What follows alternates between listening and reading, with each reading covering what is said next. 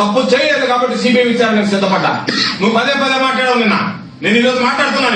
నువ్వు తప్పు చేయనటువంటి వాడవైతే, నువ్వు నిజంగా నీతివంతుడైతే, నువ్వు నిజాయితీ పరుషులైతే రేపు కోర్టుకు వెళ్లి నా మీద సిబిఐ విచారణ జరపండి అని చెప్పి నీ మీద నువ్వు సిబిఐ విచారణ జరిపించుకోవడానికి సిద్ధంగా ఉన్నావా? చీఫ్ జస్టిస్ ముందు అడ్వకేట్ నియమించి ఎస్ మీరు చేసినటువంటి వాటి ఏదన్నా ఉంటే నా మీద సిబిఐ విచారణ జరిపించుకోవాలని నేను సిద్ధంగా ఉన్నానని చెప్పి అఫిడవిట్ దాఖలు చేసి కనీసం నువ్వు విచారణని నీ మీద అవమేదాలు ఉండే. ఈరోజు స్కిల్ డెవలప్మెంట్ జరిగింది, కుంభకోణం జరిగితే దానికి సంబంధించి నువ్వు సుప్రీంకోర్టు దాకా వెళ్ళావు. సుప్రీంకోర్టు ఎక్కడ నీకు ఏదో చెప్పాడు? సుప్రీంకోర్టులో చంద్రబాబుకు భారీ ఊరట అని. ఎక్కడ ఊరట ఇచ్చారు? ఏ రకమైనటువంటి ఊరట ఇచ్చారు? ఏమి నీకు ఊరట లభించింది? అంటే నిన్ను అరెస్ట్ చేయడం సక్రమం అన్నారు, నిన్ను రిమాండింగ్ పంపించడం సక్రమం అన్నారు, తప్పు జరిగిందన్నారు, నేర తీవ్రతుంది అన్నారు.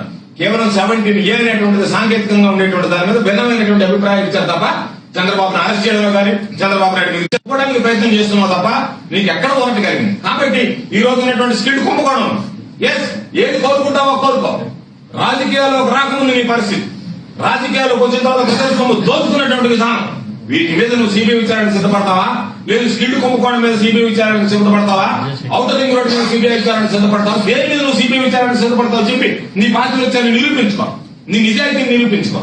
అంతేగాని నువ్వు ఈరోజు వచ్చి ఆయన దొంగ ఈయన దొంగ నిన్ను విచారించావు కాబట్టి ఈరోజు నీకు ఆ ధైర్యం లేదు కాబట్టి, ఒంటరిగా పోటీ చేసేటువంటి ధైర్యం లేదు కాబట్టి, ప్రజలు అండలేదు కాబట్టి నువ్వు ఏదో రా కథలు రాని మీటింగ్ పెడితే బుద్ధి సిగ్గు ఉన్నవాడైతే అక్కడికి వెళ్లి చూస్తే జనాలు మాకు అక్కడే ఆ ప్రాంగణంలోనే విలేచిపోయి మాకు డబ్బులు ఇస్తే మేము పోతాం, ఎందుకు మమ్మల్ని ఎంతసేపు నిలబెట్టారు మాకు పేమెంట్ ఇవ్వకుండా అని చెప్పి గొడవ చేస్తే ఒక ముఖ్యమంత్రిగా పనిచేసినటువంటి వాడు సిగ్గుతో తలదించుకోవాల్సినటువంటి నువ్వు.